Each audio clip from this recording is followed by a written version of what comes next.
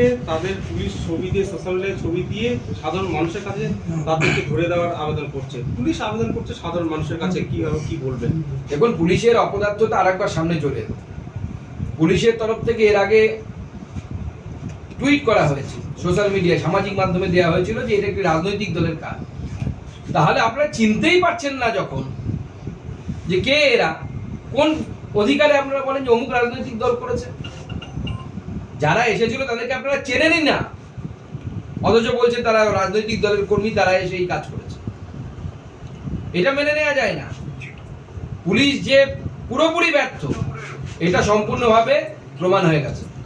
গতকাল রাস্তায় মহিলারা থাকলে পুরো পুলিশকে দেখা যায়, কিন্তু বারবার কিন্তু অভিযোগ করছে।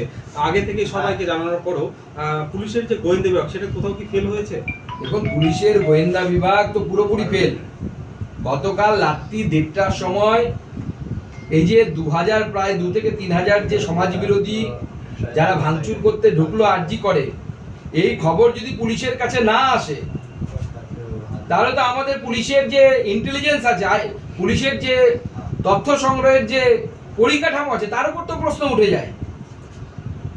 কেন আমরা জনগণের টাকা নষ্ট করবো এই সমস্ত স্ট্রাকচারকে রাখার জন্য? পুলিশের কাজ কি? ডিআইবির কাজ কি?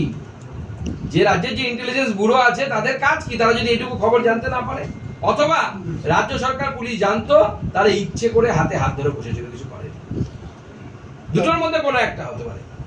প্রধানমন্ত্রী আজকে তার ভাষণে বলেছেন যে অপরাধ করেছে তার যেমন খবর দেখাচ্ছেন, তেমনি শাস্তি যখন হবে সেটাকে আপনারা সমানভাবে দেখান, যাতে করে একটা বার্তা সমাজে যায় যে দুষ্কৃতীদের নিষ্কৃতি নেই।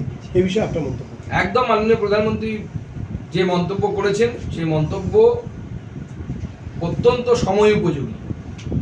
তার কারণ হচ্ছে যে সাজাগুলো হচ্ছে সেই সাজাগুলোকে সেই সময়, ধরুন কোনো একটি ধর্ষণের ঘটনা ঘটলো, যেমন এই আরজি কর কাণ্ডে হয়েছে, যখন এই অপরাধীর সাজা হবে সেটাকেও ফলাও করে মিডিয়ার দেখানো উচিত, যাতে সমাজের মধ্যে যারা এই ধরনের দুষ্কৃতী আছে তাদের মনে একটা ভয় জাগে যে আমি যদি এই ধরনের কোনো অপরাধ করি তাহলে আমার মৃত্যুদণ্ড পর্যন্ত হতে পারে।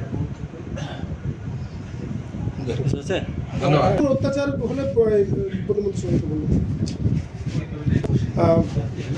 আজকে একজন নার্স অভিযোগ করছেন যে কালকে যারা ওই হাসপাতালে ঢুকেছিল তারা বলে গেছে আজকে দেখে গেলাম কালকে ধর্ষণ করে ছাড়বো এইরকম, এবং এই প্রকাশ্যে সেই নার্স বলছেন যে পুলিশের সামনে এরকম হুমকি দিচ্ছে দুষ্কৃতীরা।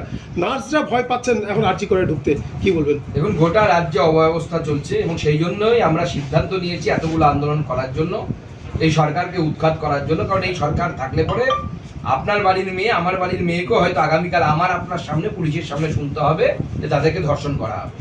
এবং এরা সব তৃণমূলের পোষা গুন্ডা। এই তৃণমূলের পোষা গুন্ডা এরাই ভোট লুট করে ভোটের সময়, তারাই কালকে ঢুকেছিল।